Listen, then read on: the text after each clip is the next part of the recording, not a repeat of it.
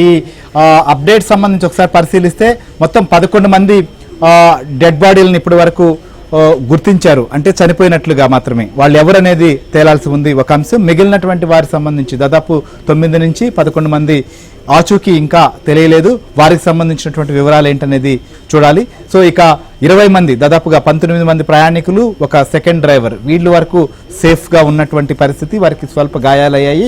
వారందరూ కూడా కర్నూలు ప్రభుత్వ ఆసుపత్రిలో చికిత్స పొందుతున్నారు. ఇక ప్రస్తుతం తెలంగాణ ప్రభుత్వం ఈ ప్రమాదం పైన ఇప్పటికే రియాక్ట్ అయింది. అధికార యంత్రాంగంతో ముఖ్యమంత్రి రేవంత్ రెడ్డి కూడా మాట్లాడారు. సహాయక చర్యలు చేపట్టాలని ఆదేశించినట్టుగా పరిస్థితి. మరి కాల్ సెంటర్ ఏమైనా ఏర్పాటు చేస్తున్నారా? హైదరాబాద్ కేంద్రంగా ఎలాంటి సహాయక చర్యలు చేపడుతున్నారు? ఇప్పటికే ప్రయాణికులు సంబంధించిన కుటుంబీకులు కూడా ఆందోళనలో ఉన్నారు కాబట్టి వారికి సంబంధించి ఎలా భరోసా ఇస్తున్నారు? ఆ మృతదేహాలను అక్కడి నుంచి హైదరాబాద్కు తరలించేదానికి ఏ రకమైనటువంటి ఏర్పాట్లు చేయబోతున్నారు? వీటికి సంబంధించి కూడా నరసింహరావు మనతో పాటు ఫోన్ లైవ్ లో జాయిన్ అయ్యారు. నరసింహరావు, ఏంటి ముఖ్యమంత్రి అధికారులతో కూడా మాట్లాడినట్టుగా తెలుస్తుంది. ఇక్కడ ఎలాంటి సహాయక చర్యలు చేపట్టారు? కాల్ సెంటర్ లాంటిది కూడా ఏమైనా ఓపెన్ చేయబోతున్నారా?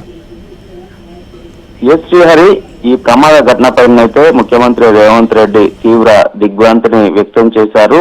మృతుల కుటుంబాలకు ఆయన సంతాపాన్ని కూడా తెలియజేశారు.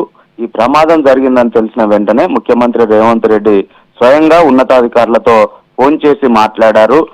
రాష్ట్ర ప్రభుత్వ ప్రధాన కార్యదర్శి రామకృష్ణారావుతో పాటుగా డీజీపీ శివధర్ రెడ్డితో స్వయంగా ఫోన్ చేసి మాట్లాడారు. ఆంధ్రప్రదేశ్ లో కర్నూలు జిల్లాలో జరిగినటువంటి ఘటన పైన, బస్సు ప్రమాద ఘటన పైన ఆయన ఆరా తీశారు. ఆ వివరాలన్నీ కూడా అడిగి తెలుసుకున్నారు. ఆ బస్సులో ఎంతమంది ఉన్నారు, ఎంతమంది మృతి చెందారు, అందులో తెలంగాణకు చెందినటువంటి వారు ఎంతమంది ఉన్నారు, వారి వివరాలను అన్నింటినీ కూడా అడిగి తెలుసుకునేటువంటి ప్రయత్నం చేశారు.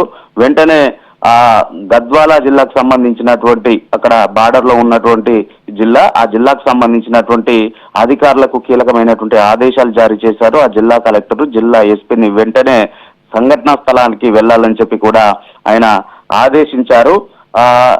అక్కడ ప్రమాద ఘటనలో ఎవరైనా తెలంగాణ ప్రాంతానికి చెందినటువంటి వారు ఉంటే వారి సహాయం కోసం వెంటనే హెల్ప్ లైన్ కూడా ఏర్పాటు చేయాలని చెప్పి ఆదేశించారు. ఎవరైనా ఉంటే వారికి సహాయం కోసం హెల్ప్ లైన్ కు ఫోన్ చేసి వివరాలు అందించాలని చెప్పి ఆదేశించారు, కోరారు. సో ఆ మేరకు అధికారులు హెల్ప్ లైన్ ను ఏర్పాటు చేస్తా ఉన్నారు. ఎవరైనా ఆ ప్రమాద ఘటనలో గాయపడి ఉన్నా, ప్రమాదంలో చిక్కుని మృతి చెంది ఉన్నా, ఇంకా అంటే పూర్తి వివరాలు తెలియాల్సి ఉంది. అందులో మృతి చెందినటువంటి వారిలో అసలు తెలంగాణ వారు ఎంతమంది ఉన్నారనేటువంటి పూర్తి వివరాలు కూడా ఇంకా తెలియాల్సి ఉంది. సో ఆ వివరాలను చెప్పడం కోసము, అవసరమైనటువంటి సహాయక చర్యల కోసము వెంటనే హెల్ప్ లైన్ ను సంప్రదించాలని చెప్పి హెల్ప్ లైన్ ను కూడా ఏర్పాటు చేశారు. అయితే అధికారుల దృష్టికి వచ్చిన వెంటనే మృతి చెందినటువంటి వారి కోసం అయితే మృతదేహాలని ఇక్కడికి తరలించడం కోసం అవసరమైనటువంటి ఏర్పాట్లన్నీ కూడా చేయాలని చెప్పి కూడా ముఖ్యమంత్రి రేవంత్ రెడ్డి ఆదేశించారు. అక్కడ మృతి చెందినటువంటి అక్కడ ఉన్నటువంటి మృతదేహాలని వెంటనే ఇక్కడికి తరలించడం కోసం అవసరమైనటువంటి అంబులెన్స్ ను, ఇతర వాహన సౌకర్యాలని కూడా ఏర్పాటు చేయాలి వారి కుటుంబ సభ్యులకని చెప్పి ముఖ్యమంత్రి రేవంత్ రెడ్డి ఆదేశించారు. ఇక ప్రమాదంలో గాయపడ్డటువంటి వారిని కూడా హాస్పిటల్లో చేర్పించి అవసరమైతే మెరుగైన చికిత్స కోసం వెంటనే హైదరాబాద్ కు గాయపడ్డటువంటి వారిని తరలించడం కోసం అవసరమైనటువంటి ఏర్పాట్లన్నీ కూడా చేయాలని చెప్పి ముఖ్యమంత్రి రేవంత్ రెడ్డి ఆదేశించారు. ఆ మేరకు అధికారులంతా కూడా అప్రమత్తమైపోయారు. డీజీపీ, సిఎస్ ఇప్పటికే జిల్లా యంత్రాంగంతో, గద్వాల జిల్లా యంత్రాంగంతో మాట్లాడారు. అక్కడికి వెంటనే వెళ్లాలని చెప్పి ఆదేశించారు. సహాయక చర్యలను దగ్గరుండి పర్యవేక్షించాలి. తెలంగాణ వారు ఎవరున్నా కానీ వారిని వెంటనే ఇక్కడికి తీసుకురావడానికి, మృతదేహాలను తీసుకురావడానికి, అదేవిధంగా అక్కడ గాయపడ్డటువంటి వారిని కూడా మెరుగైన చికిత్స కోసము హైదరాబాద్ కు తరలించడం కోసం అవసరమైనటువంటి అన్ని ఏర్పాట్లను కూడా చేయాలని చెప్పి ఆ జిల్లా యంత్రాంగాన్ని ఆదేశించారు. ఆ మేరకు వారంతా కూడా ఇప్పటికే రంగంలోకి దిగారు. సహాయక చర్యల్లో వాళ్ళు పార్టిసిపేట్ చేస్తా ఉన్నారు. వారి వివరాలన్నింటినీ కూడా, అక్కడ గాయపడ్డటువంటి వారి వివరాలు, అందులో మృతి చెందినటువంటి వారి వివరాలన్నింటినీ కూడా తెలుసుకునేటువంటి ప్రయత్నాలని అక్కడ చేస్తా ఉన్నారు. సహాయక చర్యల్ని ఇప్పటికే చేపట్టారు. శ్రీహరి.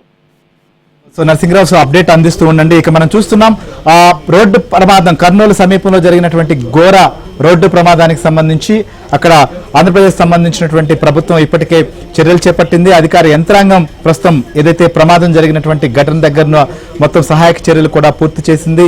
మంటలు అదుపులోకి వచ్చిన తర్వాత మృతదేహాలను గుర్తించే పనిలో ఉన్నారు. కర్నూలు ప్రభుత్వ ఆసుపత్రిలో క్షతగాత్రులకు కూడా వైద్య సేవలు అందించారు. ఇక తెలంగాణ ప్రభుత్వం ఎవరు ప్రయాణించారు, వారికి సంబంధించిన వివరాలేంటి, అక్కడ జరుగుతున్నటువంటి సహాయక చర్యలపైన అధికార యంత్రాంగాన్ని కూడా అక్కడికి గద్వాల్ సంబంధించిన ఎస్పీ కలెక్టర్ను కూడా అక్కడికి వెళ్లాలని చెప్పి ముఖ్యమంత్రి రేవంత్ రెడ్డి ఆదేశించారు. దాంతో అధికారులు కూడా అక్కడికి చేరుకుంటున్నారు, సహాయక చర్యలు కూడా చేపడుతున్నారు. సో ఒక్కసారిగా మనం ఈ బస్సు సంబంధించి చూస్తే 9:30 ప్రాంతంలో దాదాపుగా హైదరాబాద్ మూసాపేట జంక్షన్ నుంచి ముందుకు సాగింది.